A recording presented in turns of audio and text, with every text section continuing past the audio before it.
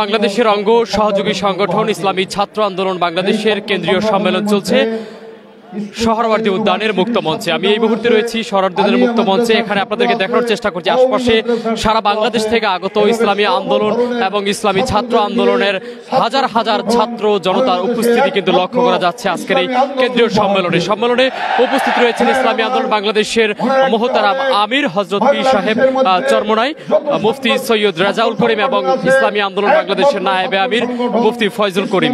এছাড়াও কিন্তু ইসলামী আন্দোলন বাংলাদেশের মহাসচিব নায়েবে আমির সহ অসংখ্য শীর্ষস্থানীয় কেন্দ্রীয় নেতৃবৃন্দ উপস্থিত রয়েছেন। আমি যদি আপনাদেরকে একটু আশপাশের দৃশ্যটা দেখানোর চেষ্টা করি, এই মুহূর্তে আপনারা দেখছেন প্রায় হাজার হাজার ছাত্র জনতা উপস্থিত রয়েছেন সোহরাওয়ার্দী উদ্যানে ইসলামী ছাত্র আন্দোলনের এই কেন্দ্রীয় সম্মেলনটিতে। আপনারা দেখছেন সোহরাওয়ার্দী উদ্যানের চতুর্পার্শ্বে প্রায় মুক্ত মঞ্চের পুরো কানায় কানায় পরিপূর্ণ ইসলামী ছাত্র আন্দোলনের সহকর্মী এবং নেতৃবৃন্দের উপস্থিতিতে, এবং এছাড়াও এখানে উপস্থিত রয়েছেন চরমোনাই পীর সাহেব এবং চরমোনার নায়েবে আমির সহ কিন্তু অসংখ্য নেতৃবৃন্দ উপস্থিত রয়েছেন। হাজার হাজার ছাত্র জনতা ইসলামী ছাত্র আন্দোলনের প্রায় কয়েক হাজার নেতাকর্মী উপস্থিত রয়েছেন এই আজকের সমাবেশটিতে। আমি আপনাদেরকে একটু দেখানোর চেষ্টা করছি। আপনারা দেখছেন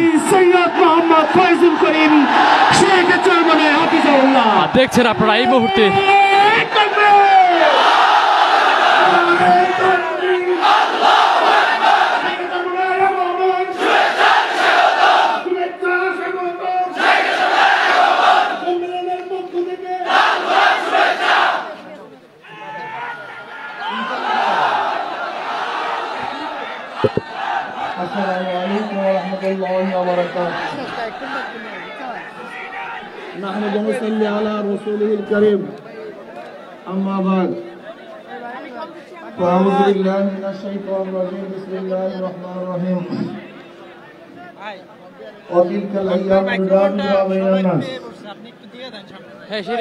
সবাই পড়ি সাল্লাল্লাহু আলাইহি ওয়াসাল্লাম।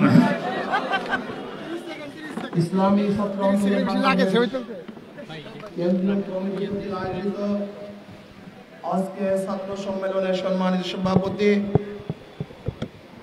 প্রধান অতিথি, আমাদের সেহরে তাজ ইসলামী আন্দোলন বাংলাদেশের সম্মানিত আমির হযরত পীর সাহেব চরমোনাই দামাত বরকাতুল আলিয়া সহ সকল স্তরের ছাত্র ভাইয়ের আমার, ইসলামী ছাত্র আন্দোলন সাহাবাদের অনুসরণ।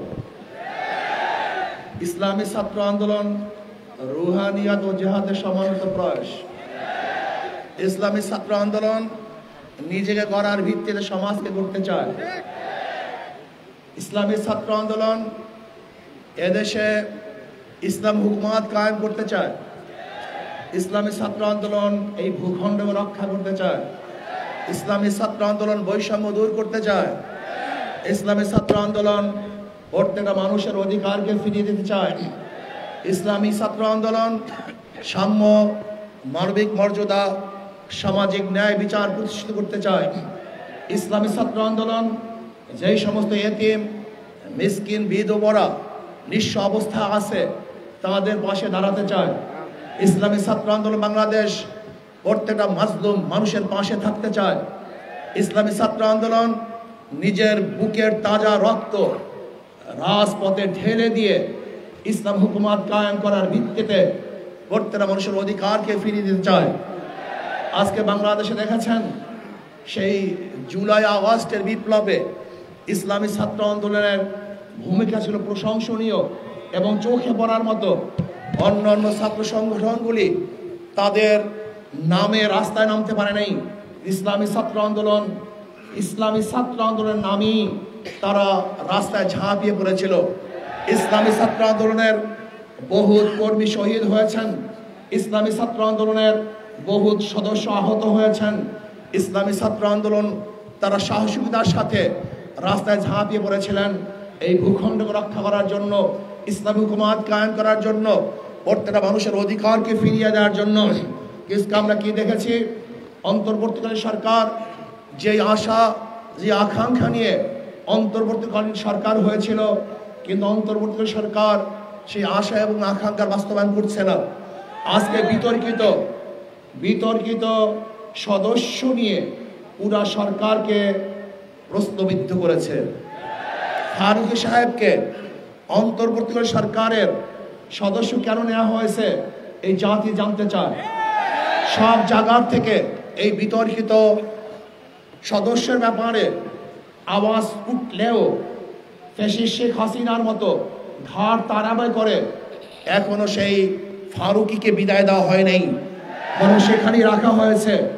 আমি বলবো এটা অন্তর্বর্তীকালীন সরকারের জন্য অকল্যাণ, এটা ঠিক কাজ করেন নেই। যাই হোক, দ্রব্যমূল্যের ঊর্ধ্বগতি এখন পর্যন্ত আপনি নিয়ন্ত্রণে আনতে পারেন নাই।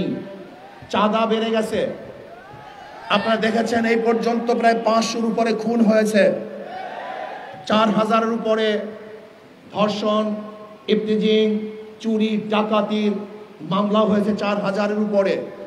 এইগুলি আমরা চাই নাই। এই জাতি কোনো অবস্থাতেই নির্বিচারে হত্যার বাংলাদেশে দেখতে চায় না। আমার কোনো মেয়ে ধর্ষিতা হোক, এটা বাংলাদেশের মানুষ দেখতে চায় না। আমাদের বাংলাদেশের মানুষ কোনো ক্ষুধার্ত থাকুক, এর দেশের জাতি দেখতে চায় না। আমরা চাই ইনসাফ প্রতিষ্ঠিত হবে, প্রত্যেকটা মানুষের অধিকার তারা ফিরে পাবে। যেখানে থাকবে মুসলমানদের অধিকার, যেখানে থাকবে হিন্দুদের অধিকার, যেখানে থাকবে খ্রিস্টানদের অধিকার, যেখানে থাকবে মহিলাদের অধিকার, যেখানে থাকবে প্রত্যেকটা জেলে তাঁতি কুমার ঋষি চামার প্রত্যেকটা মানুষের অধিকার যেখানে বাস্তবায়ন হবে, সেই রাষ্ট্র আমরা দেখতে চাই। আজকে ভারতকে বলবো, আপনি উস্কানি দিচ্ছেন, পায়ে পাড়া দিয়ে আমাদের সাথে যুদ্ধ করতে চান। আজকে ভারতের একদল দালালরা আমাদের দেশকে অস্থিতিশীল করার চক্রান্ত করতেছে।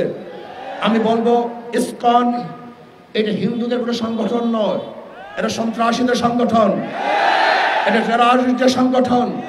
এরা সন্ত্রাসবাদ কায়েম করতে চায়, এ দেশকে ধ্বংস করতে চায়, এই ভূখণ্ডকে ধ্বংস করতে চায়। আমি অন্তর্বর্তী সরকারকে বলবো ইসকনকে নিষিদ্ধ করুন, অল্প সময়ের মধ্যে ইসকনকে নিষিদ্ধ করুন। আর ভারতকে বলবো, আপনি আমাদের সাথে যে যুদ্ধ করতে চান, ভারত কোনোদিনই আমাদের সাথে বন্ধুত্ব পরিচয় দিতে পারে নাই। ভারত সে দেশের সংখ্যালঘুদের উপরে ভালো ব্যবহার করতে পারে নাই, তাদের সাথে ভালো আচরণ করতে পারে নাই, তাদের সাথে বৈষম্য দূর করতে পারে নাই। আপনারা শুনেছেন ভারতের মধ্যে বাবরি মসজিদকে ভেঙে দেওয়া হয়েছিল, জ্ঞান পাপি মসজিদকে, সেখানে মন্দির বানাবার চক্রান্ত চলতেছে। ভারতের মধ্যে গরুর গোশত বহন করার অজুহাতে বহু মুসলিমদেরকে হত্যা করা হয়েছে। আপনারা দেখেছেন কর্ণাটকে আমার বোন বোরখা পরে কলেজে যাওয়ার কারণে তাকে অপমান করা হয়েছে। আপনারা দেখেছেন হাজারো বোনদেরকে ভারতে ধর্ষণ করা হয়েছে। যেখানে সংখ্যালঘুরা ভারতের মধ্যে পার্সেন্টেজ অনুযায়ী এখনো চাকরি পাচ্ছে না, যেখানে মুসলমানদের পার্সেন্টেজ 25-30-এর উপরে, সেখানে চাকরির হার মাত্র 1%। অথচ বাংলাদেশের সংখ্যালঘুদের হার কত আর চাকরির হার কত আপনি জানেন? 37% আজকে সংখ্যালঘুদের চাকরি, 37%। আমাদের মুসলমানদের চেয়েও তাদের চাকরির পার্সেন্টেজ অনেক বেশি। এরপর আমরা বৈষম্য করছি, অথচ যে ভারতের মধ্যে ধর্মীয় অনুষ্ঠান পালন করতে দেয় না, যেই ভারতের মধ্যে ধর্মীয় মসজিদগুলিকে ধ্বংস করা হচ্ছে, যেই ভারতের মধ্যে বারবার হিন্দু মুসলিম দাঙ্গা সৃষ্টি করার জন্য উগ্রবাদীরা চক্রান্ত করছে, যেই ভারত আমাদের সাথে 71-এ বৈষম্য করেছে, 71-এর স্বাধীনতার পরে 30,000 কোটি টাকার সম্পত্তি ভারত লুট করেছে। আপনি কি জানেন 71-এ এই ভারত আমাদের বাংলাদেশ থেকে বাথরুমের ভালো ভালো টেপগুলি নিয়ে গেছে, বাথরুমের ভেসিনগুলি নিয়ে গেছে। যেই ঘরের মধ্যে ভালো আলমারি ছিল, সেই আলমিরাগুলো পর্যন্ত ভারত নিয়ে গেছে। আপনারা জানেন ভালো গাড়িগুলি ভারত আমাদের থেকে চুরি করে ভারতই নিয়ে গেছে। আমাদের দেশে হাজার অস্ত্র ভারত ডাকাতি করে নিয়ে গেছে। ভারত আমাদের সাথে আজ পর্যন্ত ভালো বন্ধুত্ব পরিচয় দিতে পারে নাই। 25 সালা গোলামি চুক্তির মাধ্যমে ভারত আমাদেরকে গোলাম বানিয়েছে। ভারত ফারাক্কাবাদে বাদ দিয়ে আমাদেরকে মরুভূমিতে পরিণত করেছে, আমাদেরকে না খেয়ে মারার চক্রান্ত ভারত করেছে। আজ পর্যন্ত নদীগুলো 54 নদীর আজ পর্যন্ত পানির সমাধান ভারত করতে পারে নাই। দেখেন ইসকনকে নিয়ে আজকে ভারত আমাদের খাদ্য বন্ধ করে দিয়েছে, আমাদের সাথে তারা বাণিজ্য করবে না। চিকিৎসাও বন্ধ করে দিয়েছে, তারা আমাদের চিকিৎসা করবে না। আমাকে কালকে প্রশ্ন করেছে, ভারত যদি চিকিৎসা বন্ধ করে দেয় আমাদের অবস্থা কি হবে? আমি বলছি খুব ভালো হবে, আমাদের দেশে ভালো ভালো হসপিটাল আমরা নির্মাণ করব। ভারত যদি চিকিৎসা বন্ধ করে দেয় আমাদের দেশে হাজারো ভালো ভালো ডাক্তার আমরা তৈরি করব। ভারত যদি খাদ্য বন্ধ করে দেয় আমাদের বাংলাদেশের প্রত্যেকটা মানুষ আমরা কৃষক হয়ে যাব, আমি নিজেও কৃষক হয়ে যাব। বাংলাদেশের 1 ইঞ্চি মাটি খালি থাকবে না যেখানে কৃষি করা হবে না। ভারত যদি আমাদের পানি বন্ধ করে দেয় তাহলে আমরা তাদের সাথে যুদ্ধ করে আমাদের ন্যায্য অধিকার আমরা আদায় করব। ভারত আমাদের সাথে যুদ্ধ করতে চায়, আমি বলবো থোড়াই কি আর করি ভারতকে।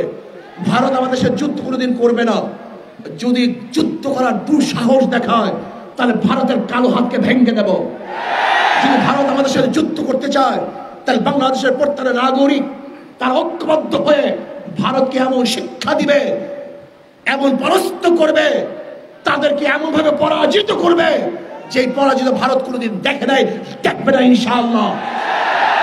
আমি বলবো ভারতকে, আপনি উস্কানি দিচ্ছেন, আপনার লোকজন আমাদের উপর হাই কমিশনে আক্রমণ করেছে, আক্রমণ করছে হাই কমিশনে নয়, বরং আমি বলবো বাংলাদেশে আক্রমণ করেছে।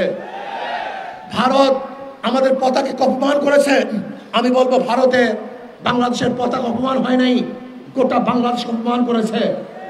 ভারতে আমাদের উপ হাই কমিশনের মানুষদেরকে আক্রমণ করেছে, অ্যাসাল্ট করেছে, আমি বলবো সে আমাদের উপ কমিশনের মানুষদেরকে আক্রমণ করে নাই, বাংলাদেশের প্রত্যেকটা মানুষের উপর আক্রমণ করেছে, তারা প্রত্যেকটা মানুষকে আঘাত করেছে। আমি ভারতকে স্পষ্ট ভাষায় বলতে চাই, আপনার যদি দুঃসাহস থাকে আপনার যুদ্ধ শুরু করুন। আমরা আগে করতে চাই না, আমরা আগে লড়াই করতে চাই না, আমরা চাই পার্শ্ববর্তী প্রত্যেকটা কান্ট্রির সাথে ভালো ব্যবহার করতে, ভালো সম্পর্ক রাখতে। কিন্তু কেউ যদি আমাদের আঙ্গুল তুলে ওই আঙ্গুল হাতে রাখা হবে না, কেউ যদি আমাদের চক্ষু তুলে ওই চক্ষু শরীরের মধ্যে থাকবে না, কেউ যদি আমাদের সাথে লড়তে আসে ওই পাওকে ভেঙে দেব ইনশাআল্লাহ। আমরা ভয় পাই না, বাংলাদেশের মানুষ কোনোদিন ভয় পায় নাই, কোনোদিন তারা পিছনে হটে নাই, হটবে না, বুক পাতবে, পিঠ দেখাবে না, রাজপথে রক্ত ঢেলে দিবে, কিন্তু কোনো অবস্থাতেই মাথা নত করবে না। বাঘ 1000 বছর না খেয়ে থাকলেও ঘাস খায় না, বাংলাদেশের মানুষ উপবাস থাকলেও ক্ষুধার্ত থাকলেও কাউর কাছে মাথা নত করে না।